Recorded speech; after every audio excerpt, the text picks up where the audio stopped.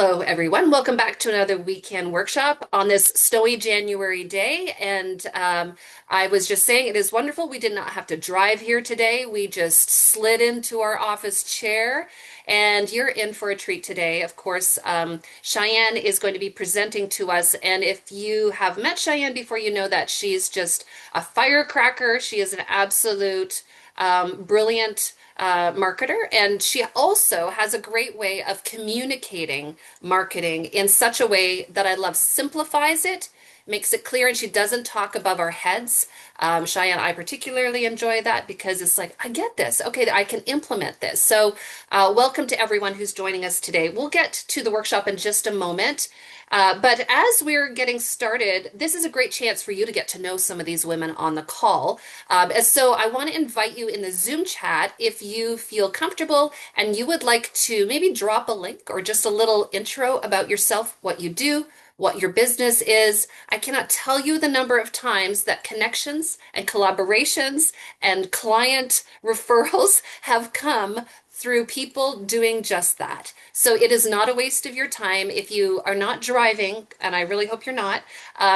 If you're not driving, though, do take a moment to introduce yourself in the Zoom chat. And as you do, I'll take a moment to acknowledge that Queen's University is situated on the unceded territory of the Huron, the Anishinaabe, and the Haudenosaunee peoples.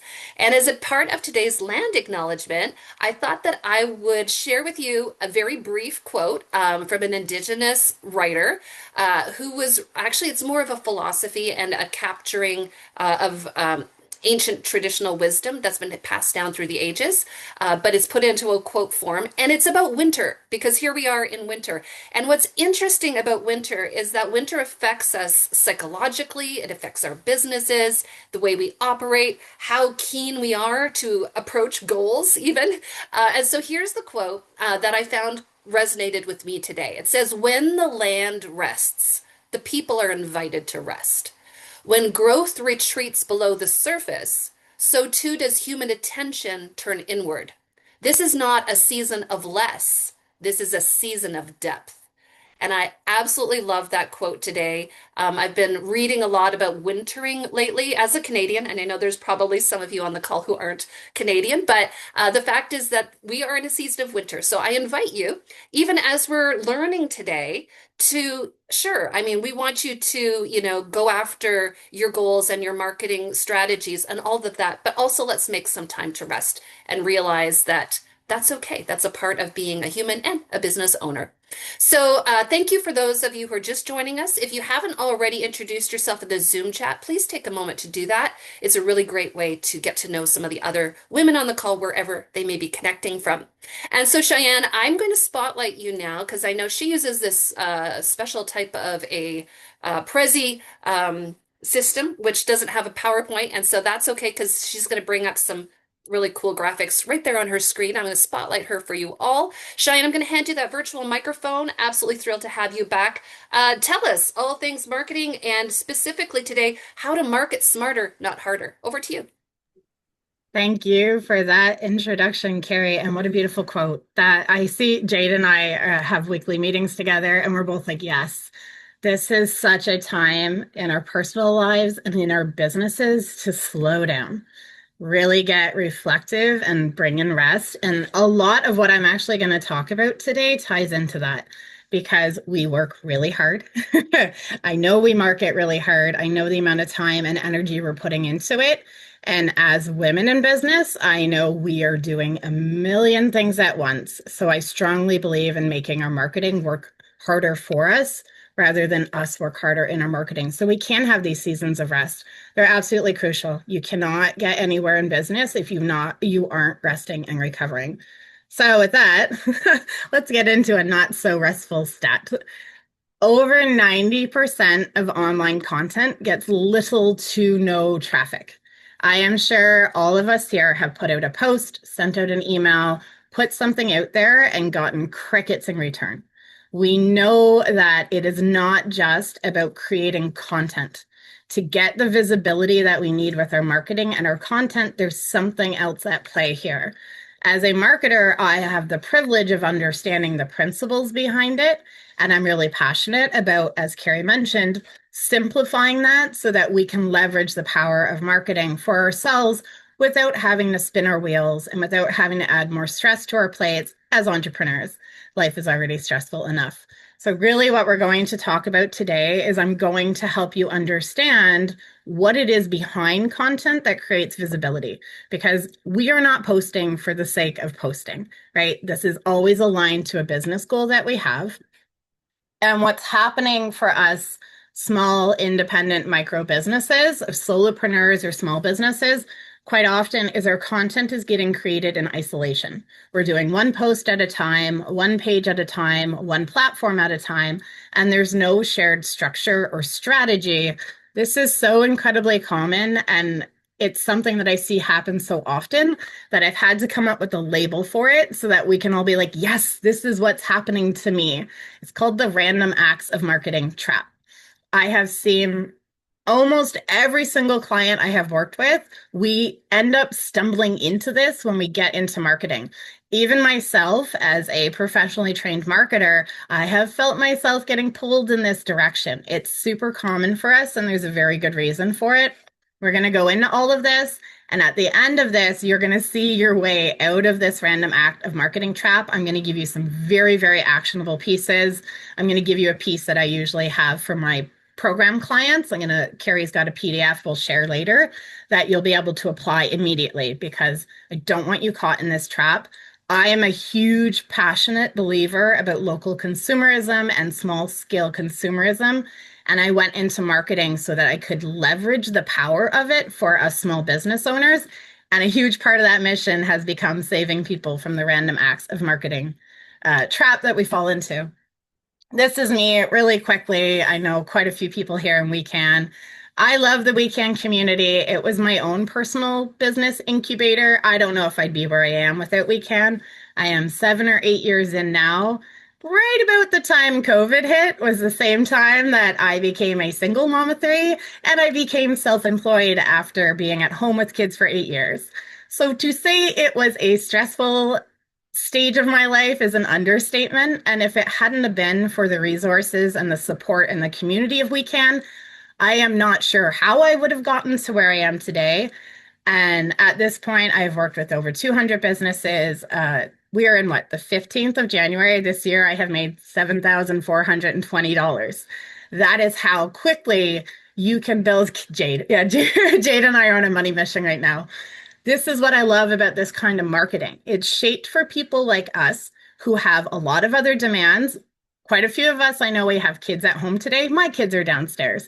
First 3 days of school this year were snow days. Our businesses cannot be shaped on an expectation for us to be able to constantly always being on, always producing. So the type of marketing that I do and the way I shape marketing and businesses are based on these realities of us solopreneurs and us small businesses. We're wearing all of the hats in our business. And as women, we tend to pour very generously into our families, our communities, our friend networks. So our business has to be created in a way that shapes that and really reflects it and allows us to show up in those ways. So that's me. Let's get into what we're going to do today. First, I'm going to talk to you about putting on your CMO hat. Quite a few people have heard me use this expression before. One day I'm going to get a physical hat that I can put on during workshops. I use it as a prop. Then we're going to talk about the small business content system. This is the structured, strategic approach I use. I train my clients to use. Always, though, marketing is a sandbox. You are the creator of it. I am suggesting approaching it in this way. I'm going to give you the logic behind it. There's always exceptions to the rules. Anyone who tells you otherwise is just trying to sell you something. Then we're going to talk about the visibility layer. I want you to understand how content creates visibility, because that is the purpose of it for us. We're not doing it just to do it, just to stay busy. The goal is visibility. And then I'm going to give you the breakdown of my core content bundle. This is a piece from my core marketing system program that I work with people one-on-one and in groups. I'm going to give it exactly to you because it is the foundation of the small business content system, and I want you all to have that. It's almost a very validating process to go through, because you cement the things that create know, like, and trust. And it can really help you see your business in a new light. And then it becomes incredibly useful across all of your content. Carrie and I were talking about storytelling before. These are the core stories of your business that you want to share to create know, like, and trust. Most of us small business owners were experiencing something along the lines of this. If we have gone into content and posting, there's like content everywhere, but the results are nowhere. We're like, I'm doing the work, I'm investing, I'm posting, I'm sending out emails, but I'm not seeing results. We're posting consistently, at least for a while. We update things reactively. Maybe we're trying new platforms, but we're feeling like nothing sticks. I know this because this is quite often at the point someone will reach out to me and be like, I know I have to do this marketing thing and I have tried, but something just does not seem to work. I get a lot of expressions that it's like throwing spaghetti at the wall, but nothing sticks. That's the random acts of marketing trap. It looks like us deciding quite often in the new year, hey, I should really get my social media. So we're focused on it for a month or so, but we're not really seeing any results. So we abandon ship from that. Maybe we decide to switch to email, but then our list is really small. We're not really sure how do you get people on your list. And so there's not really any open rates.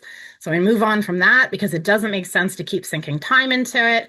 Maybe we consider a website refresh, but then we're thinking, I probably need no photos. I'm not even sure how to lay this out. I got to figure out the tech part.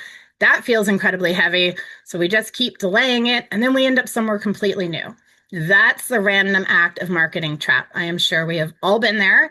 I have been there myself.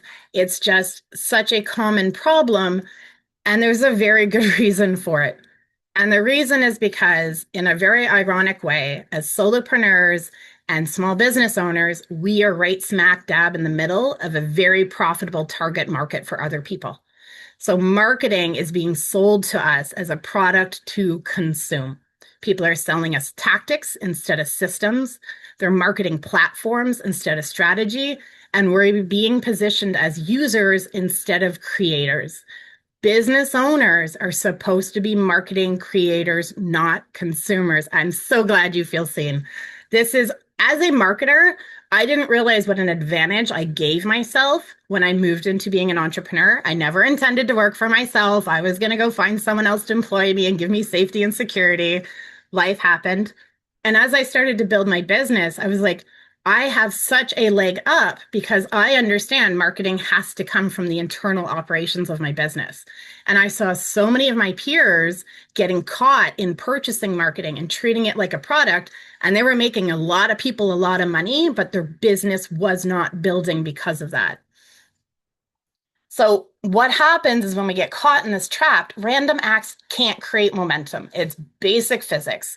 Instead, we end up in a place where in constant decision making, which is extremely cognitively fatiguing, especially when it's marketing, which is a whole profession of its own. We get those emotional highs and lows where we hear something new, we jump into a new program, and we're so excited to get going. And then we end up on the tail end and we're like, there's that guilt and shame that we didn't really do what we thought we would do with it.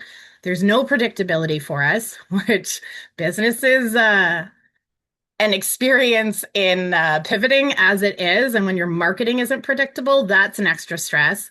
And then we have that ongoing stress about clients and customers.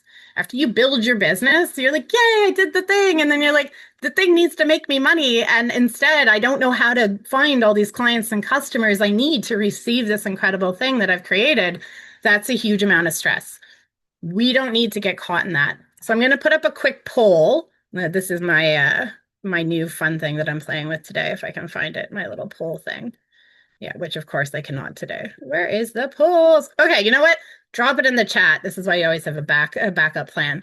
Okay, where does your marketing feel most stuck right now? I know how common these things are, and I want to get a sense where everybody is. One, I'm creating content but not seeing results. Two, I'm inconsistent because it feels like too much. Three, I don't know what content actually matters. Or four, I've mostly stopped trying. We've got a newbie, which is cool. I like starting it fresh. Three, one, two, and three. Yeah. Two, a lot of twos. So we are trying. I'm already working with Cheyanne. Good answer, Angela. Thank you for that. One, two, okay. It's across the board, right? This is a lot of really common experiences that we've been having. And even as someone who specializes in this is something I feel stuck with. Quite often, my system is in place now and it's serving my business, which is beautiful. And I want that for everybody. When we don't understand how to approach this strategically and systematically, we end up in these places. I think it's small business owners are working like on average 50, 60-hour work weeks. It's never a lack of effort that we're putting in. It's a lack of strategy and systems. And again, this happens quite frequently because we are purchasing marketing. We're treating it as an expense rather than creating marketing and treating it as an investment.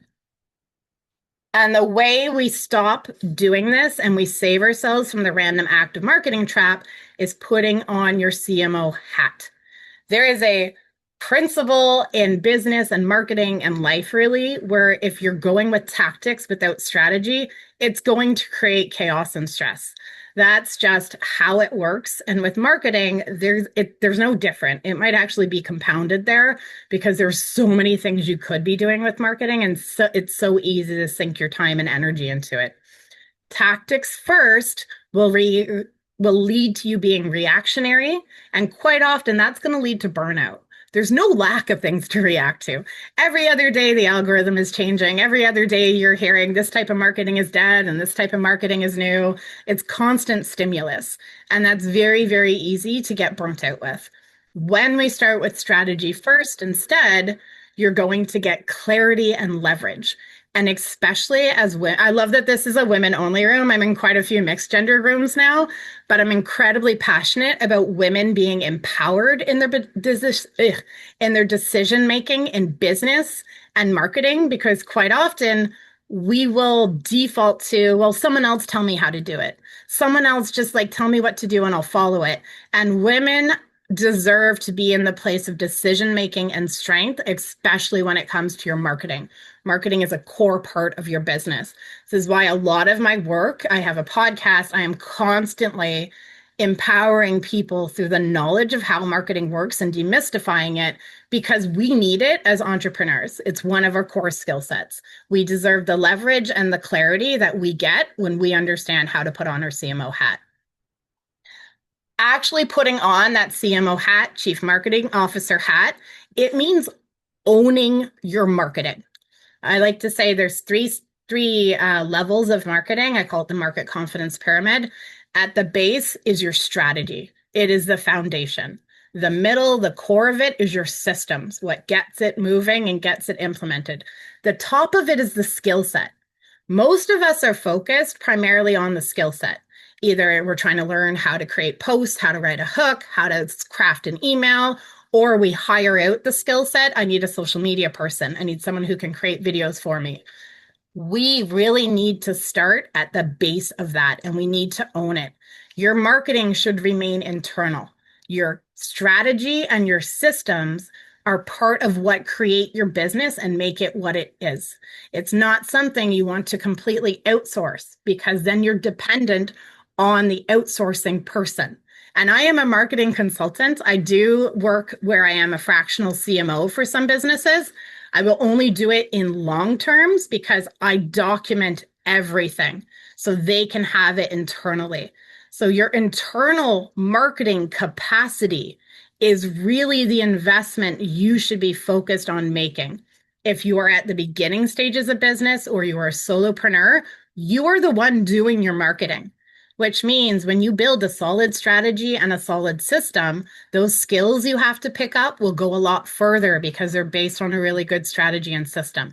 If you are bringing somebody in or you have a team member, if you give them a solid strategy and system to execute from, it will give them the structure they need and the odds they need to see the results that you're expecting out of them. Marketing is a core business function. It is not something to be purchased, and it's not a product. It is your power in the marketplace, and we want to own that power. When you put on your CMO hat, before you create any content, before you decide I'm going to Maybe it is post on YouTube, post videos. Maybe it's running a podcast. I have a podcast. Maybe it's something like putting in a book like Carrie, which is now available on Amazon if anyone hasn't picked up their copy. These are all forms of content marketing. My little plug for Carrie's book. I'm really excited to dig into mine. It's pure Carrie. If anyone knows Carrie, like just so much value in there. My podcast is a form of content marketing. But before we decide what am I going to do, you put on your CMO hat and you say, what business goal does this content support? You don't do it just because it feels like it would be a fun activity. You ask, who is it for? Why would it matter to them? The value to your audience is a crucial part of your content. And then you ask, what system do I need to support this being sustainable? These are all the first questions you ask. You don't start with, am I writing a book? Am I doing a podcast? And when you're first moving into content marketing, there is a foundational system that needs to be in place. Before you run podcasts, before you publish a book, anything like that, you want the very foundation of your content system up and running. That's what I'm going to teach you guys here today. Always, always, this is my preferred approach based on all of my insights and understanding with the businesses I work with, which are micro, independent, and small businesses. But it is a sandbox. There are no hard and fast rules in marketing. It is a sandbox we get to play in. So always own your decisions and know there are exceptions to every rule. I'm not here to tell you this is the only way to do it. I'm going to help you understand the value in approaching it this way, and then you can decide what makes sense for you. Actually, I should go back here. First, it's always social media from, oh, thank you for the link, Carrie. I'm going to drop some links at the end too for anyone that wants to connect. Social media is the foundation. It's easy, it's agile, it's accessible. We're going to go into the reasons for that. When we have social media, we're comfortable with it. We understand our people and who we're selling to. Then we move on to building a website. Sometimes we can do this both at the same time. If you already have an understanding of your business, you've been selling for a little while, maybe you've done it very quietly, you haven't needed a digital presence, those can go together. Email, which is such an absolute important, crucial asset. Email lists, Carrie talks about this a lot. They take a certain amount of insight to be able to successfully launch an email list, get people onto it, and keep them nurtured.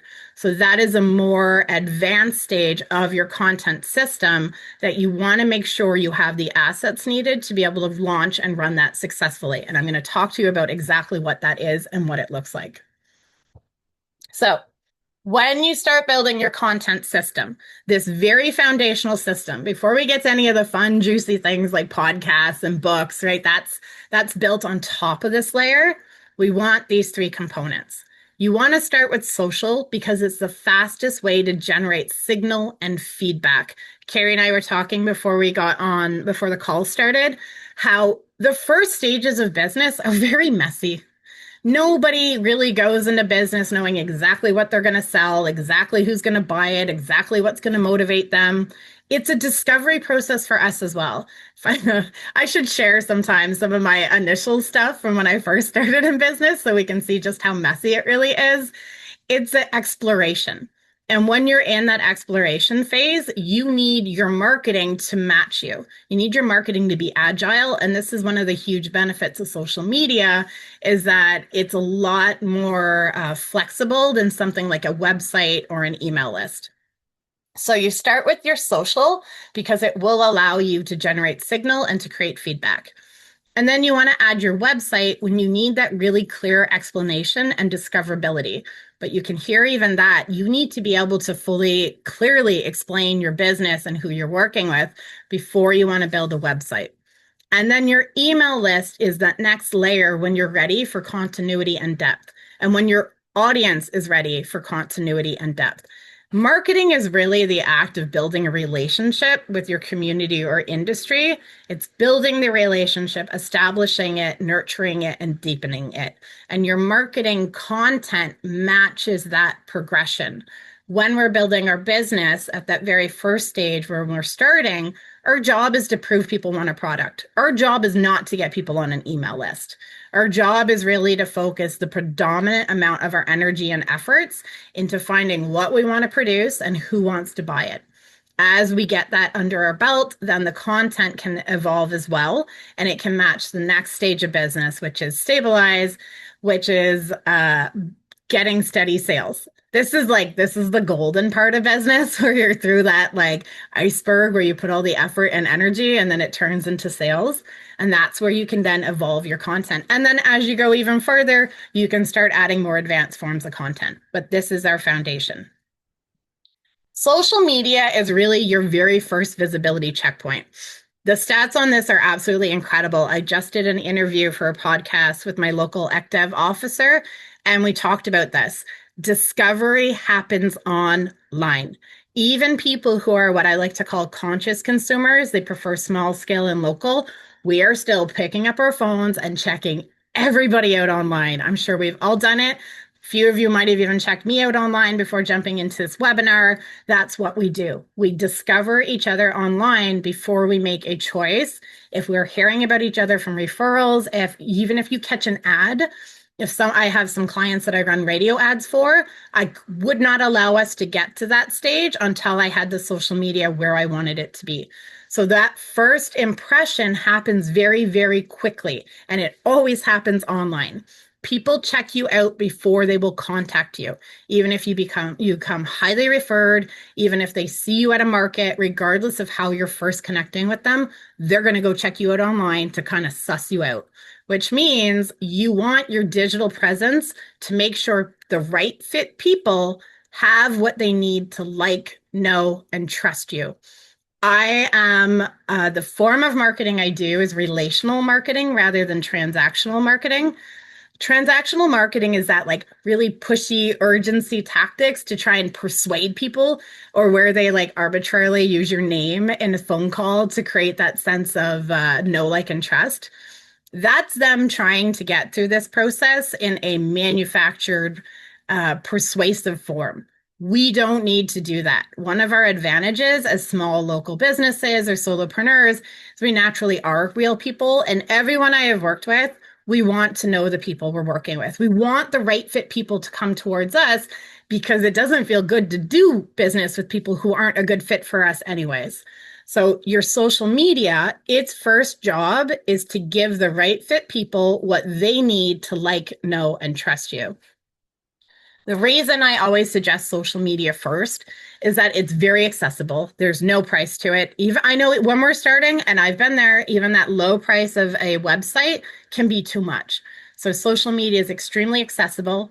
It's very flexible. If you start off with one kind of vibe and you kind of mature out of it after 2-3 months, no one's going to remember it anyways. Thankfully, I have some very questionable stuff at the beginning stages of my social media. We cannot figure it out unless we're doing it, right? We need to delete. Yeah. I like to use it as a learning opportunity now. It's like, sure, Cheyanne looks polished now, but like, this is the reality of the journey. We learn as we go. Marketing is never fully done. It's created in relationship with our audience. It's low friction. I know most of us are not huge fans of social media. I don't like social media much myself, but it's really not that hard to create a post and put it out there. We don't have to be super, super experienced in content editing and all that. Between Canva and Meta Business Suite, you can do everything with that. And it has that short lifespan. So where that can have some drawbacks in other ways, the fact that that feed is constantly refreshing makes it very low pressure for us as we're testing and we're moving through this start stage of business or start stage of marketing, right? If you're just getting into seriousness about your marketing, it takes some time to really understand what you like posting and what people respond to. What I want to tell you is you do not need to chase trends or be chronically online. One of the most important factors when you're considering your marketing is your operational capacity. You do not want to arbitrarily pick a strategy, and this is why I have a bone of contention for anyone selling like marketing in a box. marketing is supposed to be shaped on your internal capacity and your unique business position. Nobody else has the same business position as you. And quite often, as women in business, our internal capacity is going to be incredibly different from typical business capacity. We have monthly fluctuations, we have snow days, we have so many elements to take into account. Some of us absolutely hate getting caught in being on social media all the time. I know because I have these conversations with everyone. They're like, I don't want to do social. I'm like, wait a minute. There are multiple ways to do social. Again, you own this. If you don't like the dancing trends, quite often it's highly likely your audience wouldn't even respond to that anyways, because usually we're working with people that are similar to us. So if you hate social media, I just want to tell you, you can do it in your own way. Check out Carrie's. Carrie was my marketing guru before she even knew I existed because she markets in such a way that is so graceful and so authentic and genuine, but she doesn't hedge from visibility. There are lots of ways to show up online that are not about being the puppet of the algorithm. You don't need to play to that tune. Cheyanne, just When, before you keep going, we have a question in the Zoom yep. chat that I just wanted to maybe address. And so Baron is saying she gets lost, like when she goes to do marketing, but then she gets sucked into the vortex of all the other things other people are posting. And so she just loses time. So do you have any advice for maybe when you go to post, not getting sucked down the rabbit hole of, everyone else's, posts? So first, it's really important, I think, time management wise, that we have that separation of when I like to say you need a marketing meeting in your calendar. This is when I'm producing my content. This is what I'm doing right now, which means you're not consuming content, you're producing. And then second, exactly what I'm going to give with the core content bundle. It is what you want to follow to make sure you're making your content that's going to support your business. So having that kind of strategy and system to follow stops you I call it shiny object syndrome because there's no lack of it, right? Like there's so much. I'm a marketer and I'm looking at it and I constantly have to be like, you're trying to hook my attention because somewhere down your funnel, there is some money to be made out of me. So ignoring that, I'm going to give you the approach that I use, and you can follow this, and you'll see it's all about you and your business. And it is such a solid piece of marketing. It's based on marketing principles instead of Instagram and the online platform trends, which means it is foundational. You don't need to worry about what else is going on. So follow my system, but also like just be mindful that all of that content that you're consuming, there's a reason they want you to consume it. And it's usually because there's money to be made, not necessarily because it's going to enhance your business.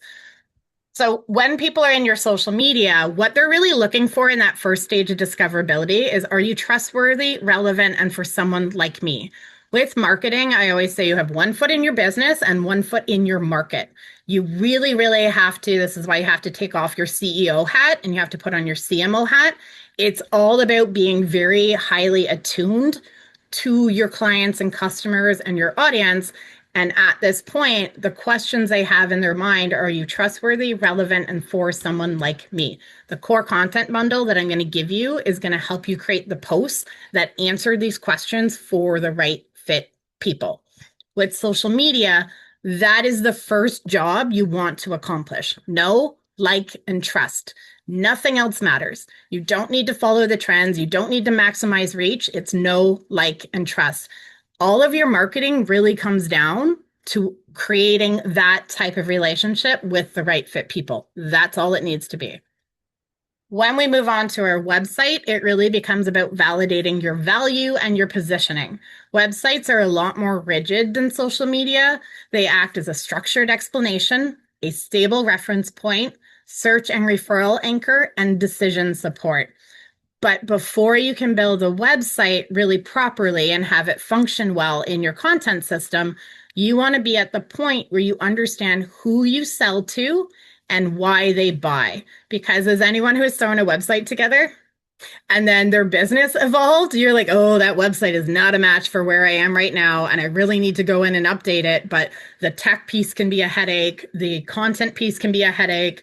So you avoid it. So instead, you have this piece of digital presence that's out there that people are seeing that isn't a match for where your business has very naturally evolved to. If your business evolves, that is success. It's not that you're failing, that it's growing and changing. Yeah. And anyone who does good content, good website support, definitely connect with them. Website is such a huge piece. But you want to be at the point in business where you really understand who you're selling to and why they're choosing to buy from you, because that's what your website really wants to capture for you. When people are looking at your website and you're building this piece of content, the question they're going to have in their minds that you want to make sure you can really, really answer is, do I understand what you do and how this fits my needs? Which means that you need to understand how it fits their needs and what you're doing, which is why I love the website for the discoverability part of it. And for some businesses, if they've been building in the background and just haven't needed a digital presence yet, they can launch the website because they do have the answers to this question.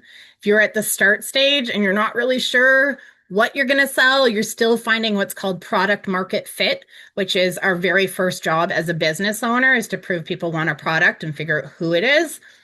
Hold off on the website unless you really like spending time playing around on websites or paying people money to go into your website and update it.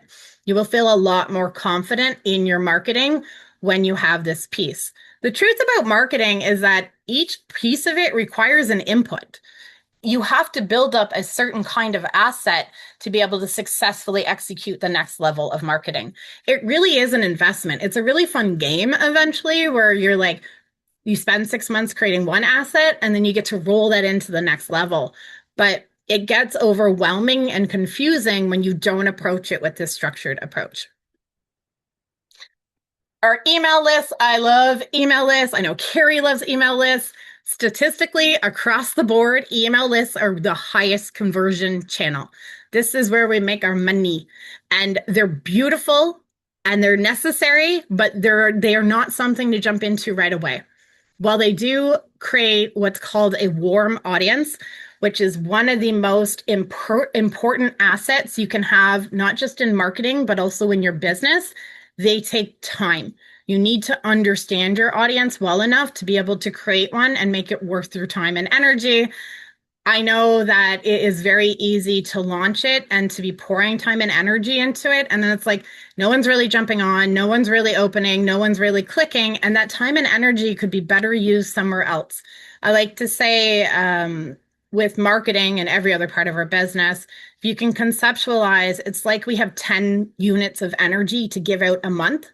If we're pouring them into things that we're not ready for, our audience isn't ready for, they're just evaporating away and we're not seeing any ROI.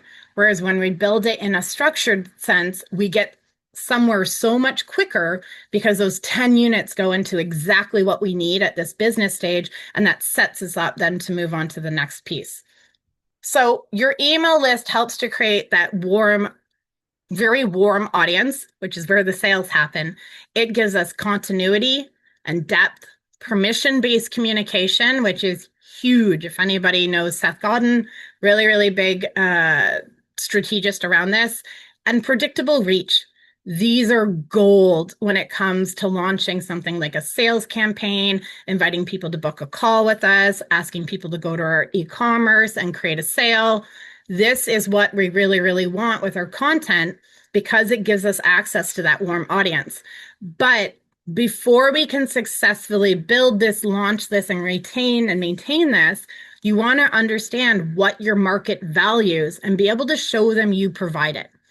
I just had a consultation call earlier, I think it was yesterday, this week has been a blur, where I was talking to a client who they had launched an email list, but they'd kind of just transferred people who had worked with them. They're like, well, no one's clicking. I'm like, that's because no one's put their hand up and said, oh, I want to be on this list. So they weren't really a warm audience and they weren't providing any value to the audience to give them a reason to open it. Your email list is not just like a captive audience that you can force to read your stuff. You really have to continue content marketing to them. You have to give them either the concept of a lead magnet is that you have created something of value because you understand your market well enough that it's worth it for them to opt into your email list to be able to receive that value. or you're regularly sending them something in updates or newsletters that provides value. This is why this is a more advanced form of content marketing, because you need to go through enough time in your business that you have that product market fit, you understand who you're selling to, you understand why they're buying, and you understand on their buyer's journey what pieces of additional value can you give them before they hit a conversion point. So it's a bit more advanced. So even though it's incredibly valuable in the sense that this allows us to market to people directly, it's important to be mindful that if anyone has experienced this where you've launched an email list and you're like, okay, I'm doing the thing, but there's nothing coming out of it, or I don't even know how to get people on this email list, it's not because you're doing something wrong. It's because you didn't have the foundation of understanding and having the insights into your market to really know what's going to make that email list valuable and attractive to them to get on and to keep opening up and engage with. So it's not that you can't do an email list. It is certainly not that email lists don't work. They are the highest converting channel. You make the most profit on your email marketing. It's just because if we don't approach it in this staggered way and this structured way, we don't have the asset needed to pour into the next level. Excuse me. When people are at the point where they're deciding to opt into your email list, what your audience is asking, and this is what you need to be able to answer, is do I want to stay connected and keep hearing from you? And the only reason anybody ever wants to stay connected and keep hearing is because they perceive they're going to continue to receive value. My email list, I started off as a newsletter. I was doing written form, and then I realized people like to listen to me talk, and I absolutely love talking. So I switched it into a podcast, and my email list gets updates that my podcast is out, as well as my programs, whatever I'm running. But I held off on starting my email list until I understood that type of consumption, that people liked understanding. They liked the way I broke marketing down. When I first started, I didn't begin with an email list because I didn't know what kind of value I could provide for them.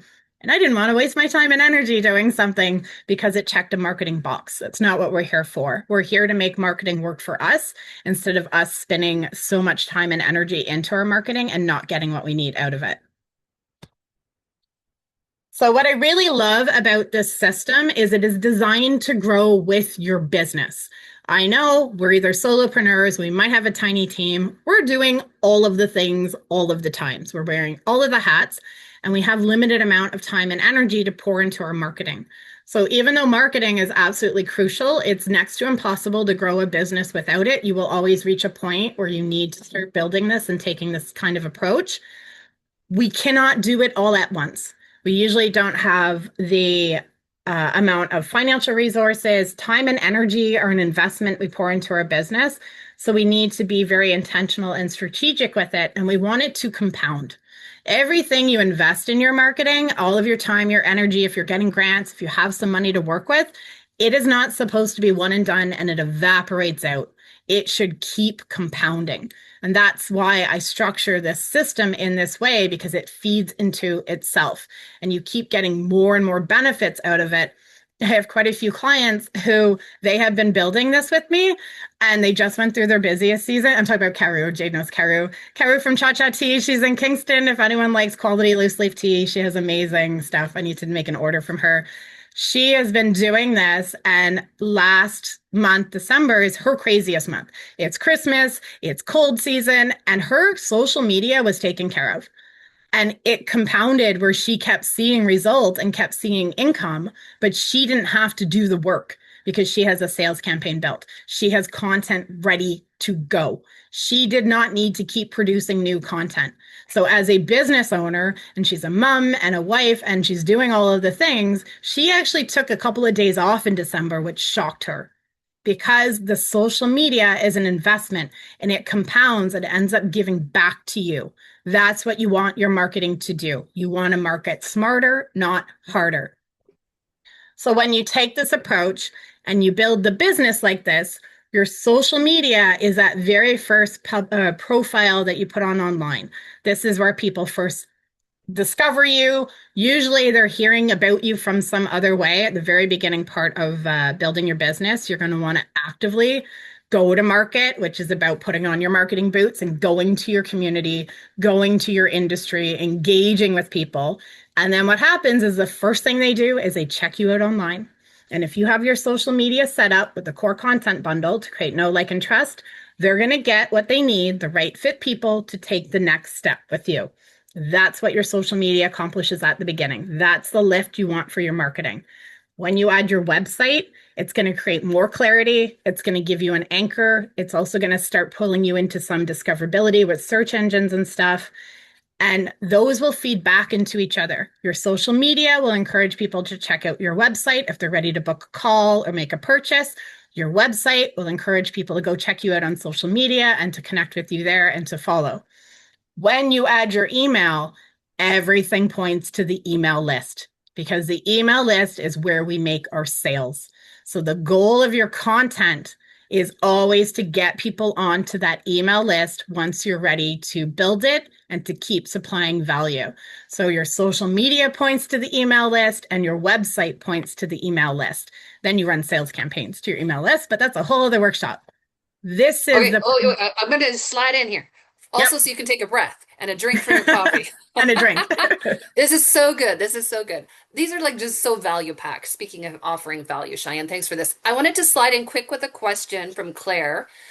She's saying, what do you do if you're gaining followers on social media and people are signing up for your newsletter, but they're not local? So they benefit from all the wisdom and resources you share, but you don't get any sales. Because Claire, she's a forest therapy guide, Yeah, among other things. And so she's really, her sales matter if the people are local. yeah. What if people signing up are not? That's a great question. I love this. I've encountered this a few times. So this is a piece that happens when we're building a local business, but we're using online channels. And if you are not customizing your online marketing to local online, you will get this result. I literally had someone find me from Australia, but I deliver online through this. So a lot of online marketing strategies are designed to hit the like complete online market. And that's probably what's happening is that if you're using hashtags or keywords, it's pulling you out into what's called a psychographic profile, which people who are already looking at this kind of information, they're already invested in this kind of content. The feed is automatically pushing you into you're being pushed into their feed, sorry. And so you're building an online audience, but that's not suitable for your funnels, right? That's not the lead gen that you need. What you want to do is build a geographic based online strategy, which I'll talk about a little more at the end. I can weave it into what we're talking about. This is a huge part of what I do because I'm actually trained in digital marketing. It's where my background is, but I've used it in a way that we leverage it for geographic markets. So you still get the ease of online without capturing people from all over the world who loves to consume your content, but will never convert. So a lot of it is about adjusting that online strategy so that you're hitting the geographic market Mm. and you're bringing people in that will actually be able to work with you. And Cheyenne, just it makes me think of like we'll always like I think optimal, and maybe you can speak to this. I think we always want an eight, like we're gonna have like 80-20 rule in that 20% of them will never be, or maybe more, will Very true. not be, they're just gonna find us online. But we can be strategic to make sure that 80%, like the vast majority, are our target audience. And I think that's what you're saying. Like we're never gonna get rid of people because hey, it's free, it's out there, and so we're not gonna Yeah. start blocking people from Australia. I mean, we love Australians if you're on the call. But the point is that ideally for our business, we want 80% so that we actually have, a market we can pull on. And so I think that's what you're going to share maybe later from a geographic point of view. And just we're going to slide this question in too, since I saw it. Yes. Where does the Great Google question. Biz listing? Lori is saying, where does the Google Business listing fit into this? Is it Uh, socials or I missed the bottom part? Or does this help? Yeah. Yes, Google Business is definitely put it under the bucket of social. If you are locally serving people, get a Google Business open. It's the know, like, and trust content. We're going to talk about the core content bundle applies the exact same thing to this. Definitely get a Google My Business profile. If you are geographically based, it's absolutely essential. And I totally agree, Carrie. It's a numbers game. You will always have a certain percentage of people who, I like to use the word looky loos. And I'm a looky loo in a lot of people's content. I am the worst person because I never purchase anything. I just absorb it all. So it's the name of the game, right? The other piece to keep in mind there, just in general, is that there's two concepts in marketing. One is in market and one is out of market. So at any given point in time, only like 3 to 5% of potential people are in market, which means there's cash in hand, they're on a buyer's journey, they're ready to invest. A huge portion of people are out of market, which means at some point they're most likely to convert eventually, but they're not in market yet. So even those people who look like looky-loos, it doesn't mean that they won't eventually convert. So you definitely don't want to like see it as if they're not immediately buying, they're not my people. But definitely organizing the content you put out to make sure you're able, 3 to 5% are in market at any given point in time. The problem with marketing is that quite often that's what we're aiming for. So everyone is fighting over that 3 to 5%, right? We want the immediate sale, we want the immediate conversion. And instead of investing in nurturing and building a relationship where someone actually makes their choice of who they're going to work with before they're in market, so we actually get to them before everyone else is trying to sell to them. We don't want to fight for that 3 to 5%, right? Our advantage is in the relationship. That's the beauty of what we bring as small scale, independent local businesses, small businesses, is that we nurture and we can build relationships with them. But online, it's very, very easy to become just another online content producer and not really a business because you're not making money. That's in the shaping of your content. You don't want to go the typical online content. This is why I have this whole program and this whole core content bundle, because I saw so many of my business owners spending so much time and energy online doing the thing, building the audience, but then no conversions. And it's because they're using online content strategies rather than foundational marketing strategies that work for the stage of business you're at. I'm going to ask another question. I want to get a sense of this one. I'm not going to try the poll. I'm just going to do it in the chat. So drop it in the chat. I'll take a quick look. Look at all the comments. I'm so excited for this at the end, the Q&A. So do you currently have social media content that you could reuse consistently? Yes, intentionally. Two, kind of, I could go find some old posts and pull them forward. No, I'm always starting from scratch. Jade, I'm glad to see you have one. Angela, yeah. Yeah. Three. Yeah. Always starting from scratch. How exhausting is that, ladies? Right? How exhausting is that? Carrie, I see a hand up there. Yeah, so Baron, going to go ahead and ask a question? Yeah, Sure. hi. I was just wondering because I know you just said that doing what's the like website later on, but one part of the big part of actually the business for us is the educational technology piece because the we want to make the website accessible, and that is like one of the differentiators for us. So although right now we are doing an MVP, it's more for a content, and we have like a super basic website just for payment processing and such. But like I was wondering, then would that be okay that way? Because because I need to check how does the people react to the technology, even if it's not fully there yet, and see how their reactions are, right? And also another one is that the honestly social media, I know you said that put a timer and such, but even then it feels like it just sucks me in, and I want to just find somebody that who can does it for me, and I can give them like a whole project line, like do this this day there that day and that time and whatnot. And like but like I don't want to go in there because like I don't know, it's just like a that's why I even like deleted the apps, and I just use the web app to go to the social media. You're So I don't you're know. in that. Cheyenne, what do you think? So the baseline of this for me is really evaluating your business resources.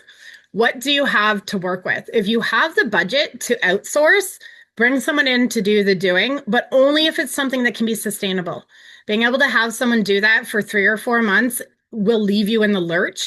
And even if you manage to get any bit of momentum, you'll lose that immediately. So if it is something that you can allocate a certain amount of business resources to, then by all means take it off your plate. You still need to own the strategy and the system. So even if someone is doing the doing for you as a business owner, you still want to make sure you understand the why, the how, and the what, and they're doing the doing. In terms of website, it's very similar. If you feel like you have a good handle on who you serve and why they're buying, and you know enough to make a solid website, and it is the right time for your business, by all means, it is a sandbox. If it's going to operate as a certain function like you're describing, being mindful, how are you going to get people onto the website to be able to explore it? But if it needs to play that role for you, then you're building it for a different piece than visibility. So it's always about making an informed, educated decision and how they're going to play a role in your marketing. The social media part, I know, is a huge one for a lot of us. I believe as a business owner, time management and being able to really keep your focused. And I am as incredibly guilty of this. I am the queen of shiny object syndrome. But if you're determined to be an entrepreneur, you're going to want to figure yourself out and figure how do you put those kind of boundaries on yourself so that you can show up and you can do the information that you or do the work that you need to do when it needs to be done. You really need to act in service of your business and your business goals. If it's not social media, it will be another bookkeeping. Anybody else absolutely hate bookkeeping? It will always be something in your business that you don't want to do, right? That it doesn't fit with your natural personality. I know I've doing this now 8 years or so. Every time I invest in my own ability to stay structured and stay dedicated to the plans I made, my business improves and increases as a result. I don't know how anyone becomes an entrepreneur without investing in that skill set in themselves. I hate bookkeeping. Oh my gosh, like blatantly do not like it. I'm not a numbers Good news, we person. have a bookkeeper on the call, so just find Christine. Christine, put your link in there for heaven's sake. We all hate Okay, bookkeeping. we're gonna move on because there is a Q&A session at the end. There are Yeah. some great questions, but hold on to those questions. We want to make sure Cheyanne gets through the content. Over to you, Cheyanne. Thank you. So what I saw is what I expected. A lot of us are starting from scratch. We might be able to pull up a couple of pieces. I am willing to bet if you are 2 and 3, there are times your social media has gone dead or your email list has gone dead because life is lifing, the shop is busy, the whatever took you away. This is the reality. Today I have a snow day. The first 3 days of the school year were snow days, right? This is the reality of being especially a woman in business, is that you will get pulled away, which is why the way I have shaped my core content bundle is to give us alleviation of this. So we're going to go into visibility now. So you really understand why consistency is the key to visibility. It's not about doing a random sprint and putting in a lot of effort. It's really about consistency rather than volume. Content creates visibility through your social media feeds, through search results. That can be Google. It can also be social is becoming quite a bit of a search engine now. Word of mouth, when people are consistently seeing you, they'll mention you to someone else or you'll be top of mind for them, as well as AI tools such as ChatGPT and that. Caru, who owns the tea shop, she's been enjoying the last couple of months. She's had a couple of people be like, oh yeah, I found you on ChatGPT. And she's like, what do you mean? I'm not even on ChatGPT. How do you get there? And it's through this kind of consistency that she has built into her marketing. Visibility is about presence and consistency.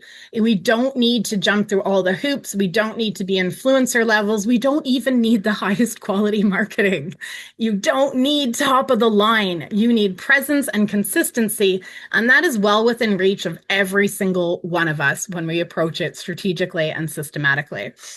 I want to talk a little bit about the tech side. I'm a tech nerd. I don't think I've ever mentioned this. I used to do a lot of programming and I won a bunch of programming awards when I was younger. So this piece of marketing really makes me excited. And because AI has taken over so much, it's even more important for us to have a basic understanding of so we can be informed in our marketing.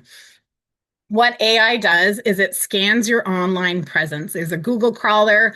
They're all going through the billions and trillions of information online and it's scanning. It's looking at your social content, your website pages, your Google My Business, your business profiles, and it's looking for repeated language. When you give consistent, accurate signals, AI will pick you up. This is why Caru gets picked up, even though her marketing profile is pretty low key, but she's incredibly consistent and all of her profiles have the same kind of information and the same kind of messaging. Consistency is what increases the discoverability. When you use repeated keywords, which that's a piece of the local approach, the geographic online approach is using localized keywords. In mine, you will constantly see Bay of Quinte, Greater Kingston area. I'll tag my hometown. I'm constantly referencing my geographic region so that the algorithm as well as the audience is picking up these are her keywords. If anyone doesn't know, it used to be all about hashtags on social media. Now it's all about keywords, which are like back in the early 2000s when we talked about Google keywords, Trenton, Ontario coffee shop. That now applies to social media. You want a set of keywords that you repeatedly use in your content to send that signal. This is one of the ways to localize your online content and maximize the exposure to a local geographic audience rather than a psychographic online audience. Stable explanations, which is what the Know Like Trust content bundle is going to be about. When you are consistent in explaining your business and what you do and why you do it, people are able to retain it. AI is able to retain it. That kind of consistency creates memory for both human and artificial minds. Clear signals. When you're sending the same kind of information consistently, human and AI minds are able to pick them up. What this translates into is higher confidence matching. What that is when the algorithm and AI are trying to do a scan through all the potential content that's being posted and deciding who's to grab and put into the feed or into the search result or into the question they've asked in a ChatGPT, it will have higher confidence matching when you have consistency and when you're using the same kind of language to constantly talk to it. That's higher confidence matching. That will get you put in front of the right feeds and it'll get you pulled out into ChatGPT searches and that. Consistency matters more than volume. Excuse me. In general, I tell people if you're just starting out on social media, 3 posts a week, give, ask is the framework I tend to give, where 2, you're contributing to the online conversation. 1 is like your mini commercial, your call to action. But it doesn't really take that much. It's much more important that you're consistent than you feel like you have to post constantly every day. It's the same with your email. Everything is about consistency rather than volume. Quality over quantity is the name of the game for me, for everybody, really. So what I want you to understand is with content marketing, every single person or component on the other end, your buyers, the algorithm and AI, they all need to know why to know, like, and trust you. That's really the purpose of your content. The easy way to make sure you're giving all of them the information for the right fit people. This is the brilliant part about working with independent businesses. It's why I love it. It's not about manufacturing or engineering an online profile or an online presence or a brand. It's about amplifying what's already embodied in the business. I really, really love that part. And it's about pulling out the right pieces for the right people to know, like, and trust you.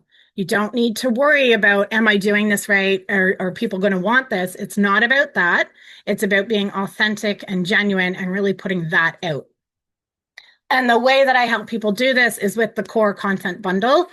What it is, it's a reusable set of 10 to 15 posts that create that know, like, and trust. It's a really fun process to do because, Carrie, if you want to drop the PDF in the chat now, this is a little PDF guide that I've created. It will exactly evergreen post. Good job, Angela. You get a gold star. Angela's in my program, so gold star for retention.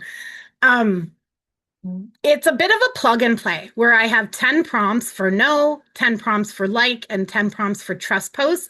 It's going to help you pull out the stories behind your business. What you'll recognize is anytime you've had conversations with people in person or through a call or whatever, these pieces have naturally come up. These are the pieces that people are hearing from you directly that's creating the know, like, and trust that they need to move through the buyer's journey with you. Psychologically, it does not matter what we're selling. These 3 pieces need to be in place for someone to convert. That's why you get that like icky sales call approach where they're like trying to engineer it because they're trying to condense it and like get people into that state and convert them as quickly as possible before they have a moment to kind of wake up and be like, I actually don't know or like or trust you at all. So that's what is happening in those sales calls. We want to do it in a really natural, organic way, which if you've been in business any length of time, anyone who's purchased from you, you've probably naturally created this with them. It's already naturally happened. What the core content bundle helps you do is it helps you extract those pieces and move them into content that you can post and you can reuse them. This is why I asked that question earlier, because that's one of the most common challenges we face. We lose consistency when life is lifing and we're pulled away from producing social media content. And then instead of having that solid foundation of our content machine, we're losing the consistency we need for visibility. I don't want any of us to lose that just because we're mums or we're wearing multiple hats or whatever it is. We still deserve the marketing that's going to keep our business visible. So the core content bundle is my mechanism to help us all do that. What it does, it's going to save you from constant creation. And nobody wants to be spending a ton of time creating social media content. Even those of us who are good at it, like Carrie and I, like we know how to do it. Jade knows how to do it. It's not something we're like, oh, golly gee, I'm so excited. I'm going to sit down at my computer for 4 hours today and create social media content. We'll do it because, we're serving our business and sometimes it's a little fun. But that constant creation, it's a labor. It's genuinely a labor, and it is part of being in business and using marketing. It's also going to save us from that stress of like, I don't know what to create. I'm not really sure what's going on. I'm not really sure what I should do. That's very stressful. And it's going to save us from inconsistency. So when you do have a time where you're too busy to create new content, or you've only got so much new content to go out, you can bring in pieces of this core content bundle. They're what's called evergreen, as Angela pointed out. They're always relevant. There's no trends here. These are based on foundational principles of marketing, which means you can always put it out to your audience and it will always provide value, which means you don't have to worry about being inconsistent. What it's going to give you, it's going to allow you to reuse content. It's going to give you stability, and it's going to help you tap into that momentum that consistency brings, where it's going to create visibility. The algorithm's going to like you more because you're consistent. All of it adds up very quickly. I'll quickly go through it, and then we'll move into some Q&A. The guide will really, really walk you through it. Anyone who's a ChatGPT person, grab that PDF, throw it in your ChatGPT. It probably knows a ton about your business already. Ask it to ask you one at a time the right questions to make sure it has the information it needs. It'll create the post for you. Work smarter, not harder. So it's going to help people understand you and what you do. I am incredible. Jade, I love that you're on the call. I am incredibly guilty of this. Jade had to hunt me down through the Weekend Network, find me on LinkedIn, DM me and be like, woman, how do I work with you? Because I didn't have this content up and going. And for the Jade that worked her way through all that mess, there's other people who would not have. So our job is to make sure it's very clear for people to know what we do and understand us and how they can work with us. The second thing it's going to accomplish is help the right fit people connect with you.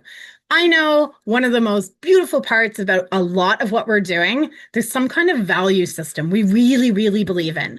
And enough so that we've been willing to take on the journey of entrepreneurship to create a space for it in the world. So you're really looking to bring the right fit people to you. It's not just about sales, right? We love sales, we love money, but it's really about connecting with the right fit people. And then the last piece, it's going to help people feel confident choosing to work with you or purchase from you. We live in a post-trust economy, especially as business owners. Any type of marketing, people are naturally skeptical, as they should be. I had an experience over the last couple of months. My ECDev officer that I just did the podcast with, I had been connected to her via 2 emails by 2 people, very established people in the community. She would not give me the time of day. She probably saw a marketer and was like, nope, go away. I have things to do. Because as a marketer, there's not a lot of trust. After I was in a room with her and I did a seminar, she's like, Cheyanne, I'm so excited to talk to you. So naturally, people need this from us. It's not anything against us. It's not personal. These are the psychological requirements for the right fit people to move towards us. Your content is going to say, do I understand what you do? And is this for me? Putting on your CMO hat, really looking at it from the lens of your audience. This is what they want to know. And this is what your no style content will give them. The purpose of your no style content is going to reduce confusion so people don't have to hunt you down on LinkedIn. It's going to explain your business in plain language. It's going to help the right fit people self identify. This is a really brilliant part where they're going to, thanks, Carrie. No content answers. So all of this content is designed to answer one of the questions that's going to be circulating in your market's mind. What do you offer? How do I work with you? Who is it for? What problem does it solve? And how does someone work with you? Again, if you're at such an early stage, you're like, I'm not really sure. The prompts in the guide are designed to help pull these answers out of you. You do have these answers somewhere internally. Sometimes we just need to externalize them. Your like style content. Do I like how this person thinks and shows up? This is that like brand piece that brings the right kind of people towards you. The purpose of your like content is to build emotional resonance, show the human or humans behind the business, and create familiarity over time. Again, this is one of our market advantages. We're real people, especially with the AI slop that's out there right now. If you're showing up as a real person, you're like high market value. And conscious consumers at like small scale businesses, they're looking for this kind of connection. So your like content is going to answer, what do you care about? How do you approach your work? What kind of energy do you bring and what do you value? These people do not buy what we do, they buy why we do it. And like style content gives them that information with us without us trying to like shove it in their face. This is a natural way to share this and allow people to absorb it. Trust style content. This is really, really important for anyone that is a professional service provider. And if you're a marketer, it's even more important. Nobody trusts the marketer. So we really have to earn this, and our content helps us do this. And the question they're going to be asking is, can I rely on this person or business? The purpose of your trust style content is going to be to reduce perceived risk, especially right now in the economy we're in. People are incredibly risk adverse. We're holding tight to our money. So trust is an important element to build before we can convert people. We're going to demonstrate competence. You don't have to be like, I'm the best anything. You don't have to inflate it, but what you do and what you do well, you want to make sure you share that. And you're going to show evidence of results or experience, or as Carrie says, evidence of impact. You don't want to be shy about that because that's what creates trust. And it's an absolutely crucial part of your buyer's journey. Trust content is going to answer, have you done this before? Do you know what you're talking about? Have others had success with you? And can I trust your process? When you put these all together, you get your core content bundle. Your no content will create clarity, your like content will create connection, and your trust content will create confidence. And what I love about this core content bundle is that it's evergreen. Your audience always gets what they need to move forward. If you have this on your social, even if you're just starting out and this is the first batch of content you put, that's beautiful. Anyone who lands there is going to get what they need to know, like, and trust you. If you pepper it throughout other things that you're like naturally posting because you're inspired, it's going to give you a bulk to your content. It's going to really make sure the buyer's journey is taken care of. And you can be a little more fluid and loosey-goosey with some of the other things you're posting. For you, it's going to be content to lean on when you're busy. If you are at that point where you're consistently putting up social media posts, new stuff is perfect. It's an online conversation you want to be part of. But when life happens, you can lean into this to make sure your feed doesn't go blank, or your email list. You can use it for emails as well. It gives you that consistency without pressure. What I want you to take away from this, and then we'll have some Q&A time, so don't be shy about questions. You don't need more content. We don't need to work harder. We don't need to be more stressed out. What you need is a strategy and a system that you own internally in your business. And you need this way out of the random acts of marketing trap. You need to give yourself the gift of structure. The core content bundle is a solid foundational piece to a content system. I've designed it so you can use it as social media posts.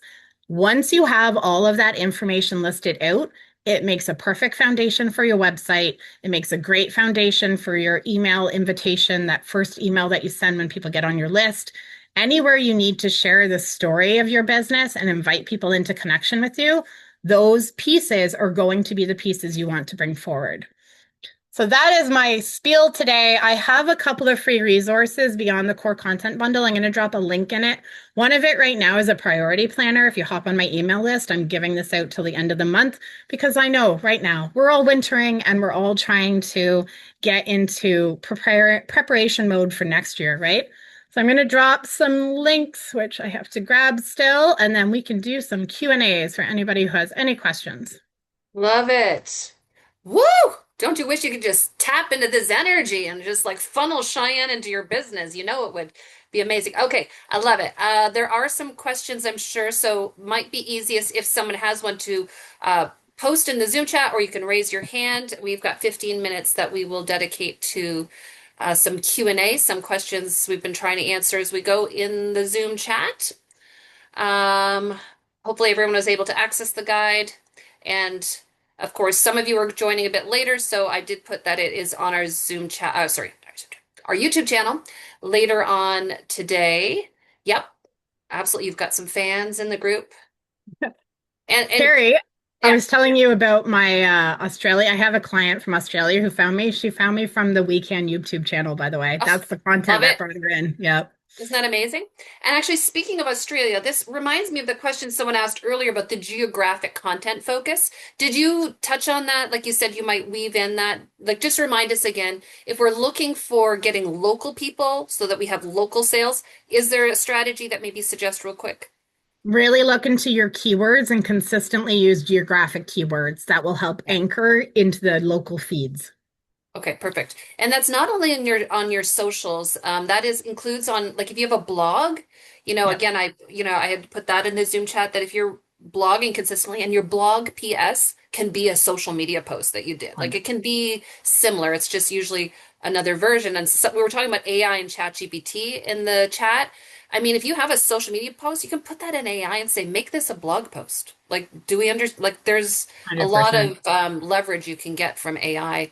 Love it or hate it, there it is a great small business tool.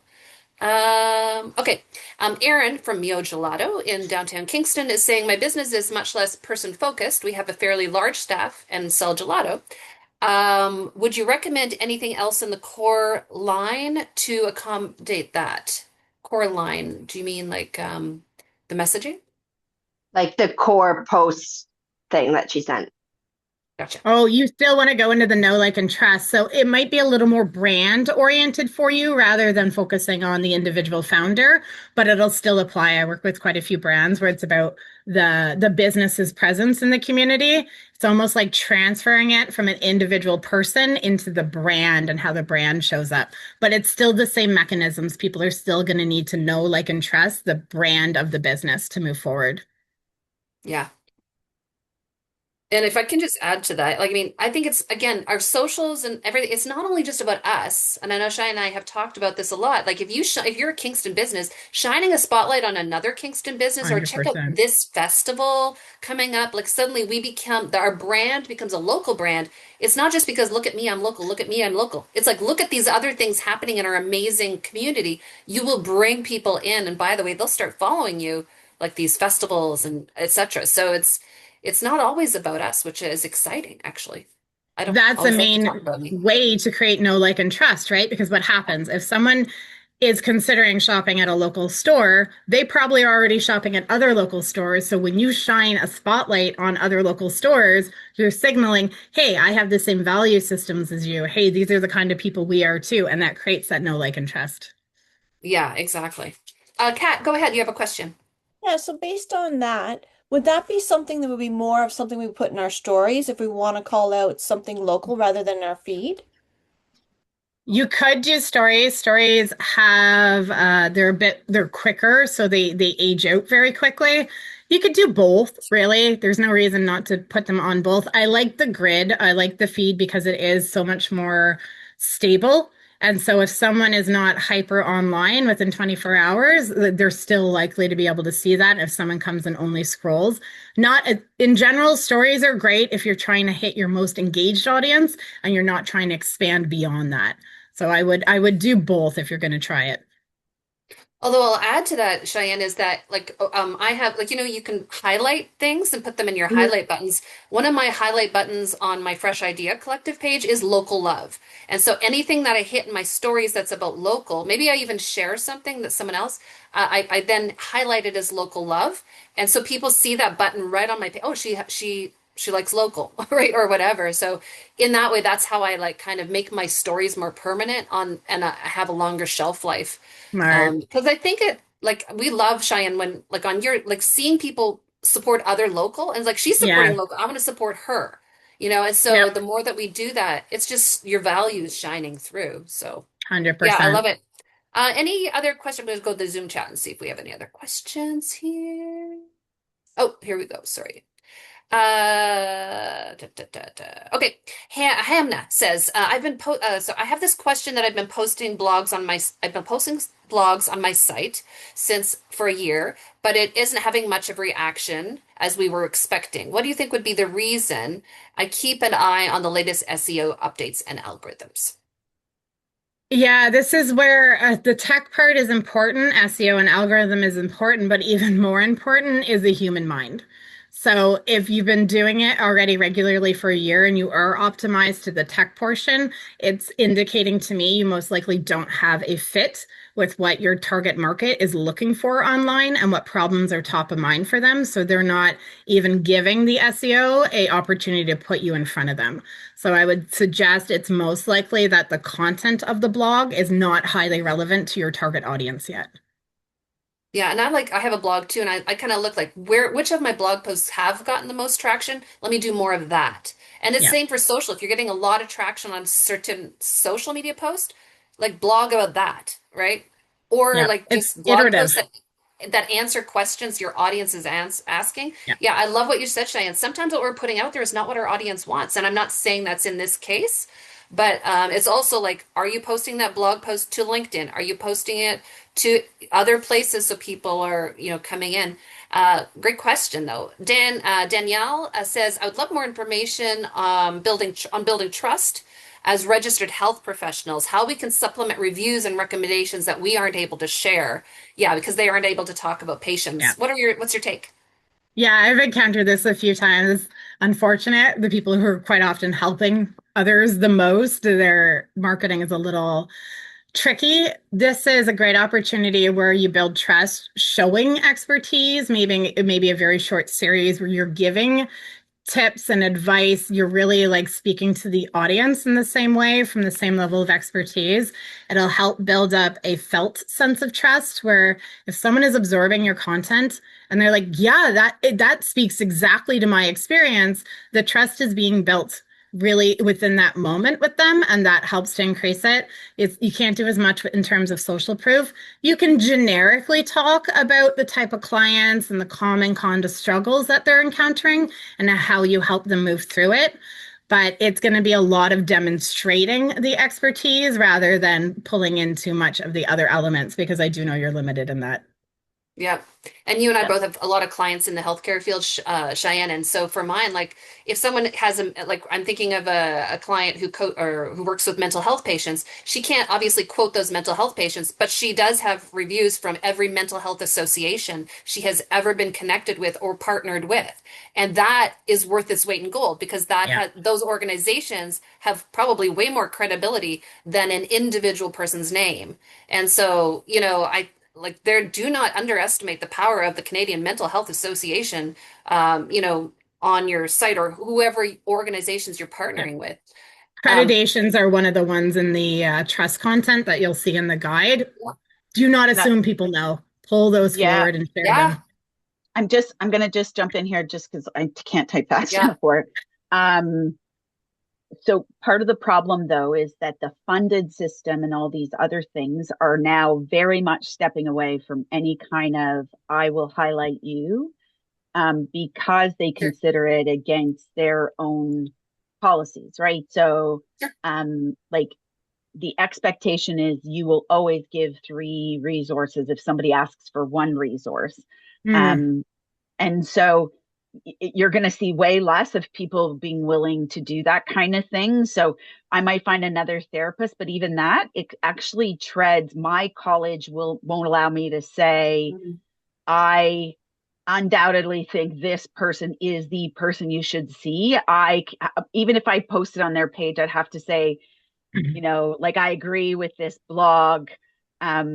Like I do that kind of stuff a lot. I repost a lot on LinkedIn and elevate other people's voices when I can, but I have to be so careful about what I say. Mhm. Mhm. Uh, And they're I getting think so tight on this stuff. And you So don't have to it's go just down a that road tricky. then, 100%. Yeah. But there's a lot of it is creative tricky. ways you can do it. I mean, like Yeah. being a guest on someone's podcast and then posting that podcast interview, that's credibility. And that's not a Yeah. client of yours. That's just evidence of impact because you're on a podcast. I don't think that's against. Anyways, it's a great Yeah. coaching Yeah. question. It is a tricky Yeah. one for sure. Yeah. Oh, yeah. We Yeah. we run into it all the time. We've got Yeah. probably, I want to say 60% of our audience are women working in health and wellness, and and a lot of them are doing it. So it's just a matter of booking a one-on-one Cheyenne. I forget if you're a weekend client, but we do that as well. So yeah, I love it. Okay, juicy question. There was another question in there that I didn't, we haven't gotten to them all. Got to keep my, 5 more minutes. Okay, good. Erica says she's a web content writer, always stuck on figuring out what her audience wants. How would you approach this? It depends on who your audience is. It is small businesses. Get in the room with them, have conversations with them. I know from working with them, especially in forms of marketing, what we want them to want is not quite often what they're motivated to solve. So really hearing directly from them, we can like go through the We Can Facebook group. You will see your target audience telling you exactly where their mind is and what problems they're looking to solve.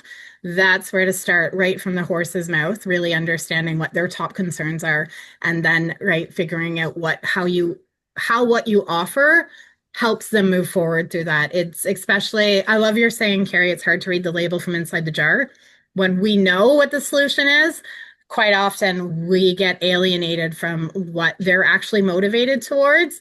So getting from the horse's mouth, finding sources where they're asking questions and they're sharing their struggles and really listening into them. Yep, love that. I see a farmer Um, question. oh, go ahead. Go ahead. You see the question. So I am actually just about to start with my local farmers market. I'm leading the marketing committee there. Super excited. Laura, feel free to reach out to me if you want to connect specifically around this. It is a specific group of people. We have two really big market segments for farmers and local food. My background is actually in local food. I'm classically trained in French cuisine, fell in love with local. So you have your like key local fans. They're your first audience to connect to. They'll be the bread and butter. They come back every week. They're ordering their groceries from you. And then you have the experiential people, and they have a different type of value that they're looking for when they're engaging with local food. So really understanding first those two market segments, focus on the regular local food consumers because there'll be the stability, and then seeing what you can do to bring in the experiential segment. But if you want to have a conversation, reach out to me via email, Laura. That's something I'm incredibly passionate about. Cheyenne, I might have missed. Did you say you have a social masterclass on February 19th? Is that you? No, I think that's Michelle. She's sharing that in the chat. Okay, okay, gotcha. Okay, good. Drop me. Okay, I think that we have gotten most of these. But you know what? Today we are kind of scratching the surface, and that there's obviously more to be said about all of these topics. So, Cheyenne, do you want to put your contact information if you haven't already and of course it's on that file that I shared as well. But her website, and maybe you just drop the main website, Cheyenne, just one more time in case people want to reach out. As you can hear, there's a lot of members of the Cheyenne fan club. We love her dearly here in the Weekend community as well. Just a reminder, so thank you, first of all, on behalf of us, Cheyenne, for lighting our brains on fire today and also just getting us excited, I hope, about getting into our content marketing, which is, I love it. We need to own that strategy, and we can outsource sometimes some of the skills maybe, or sorry, not skills, but the tasks. But I think you put that so well. We need to understand what's going on. And we are just business owners. That's a part of being a business owner. We can't offload marketing. It's a part of being a business owner. And so I love it. I love this conversation. If you are in the Kingston, Quinte region and you are not yet a member of the We Can Project, we would love to engage with you. So all of our services are free, and we love to also connect you with incredible coaches and leaders like Cheyanne. So reach out to me. You all have my email address since I sent you the Zoom link today. Thank you, everyone. Thank you, Cheyanne. We look forward to seeing you next time really soon. There's lots more great workshops to come. So thanks, everyone. Have a fantastic day. Market smarter, not harder. Take care.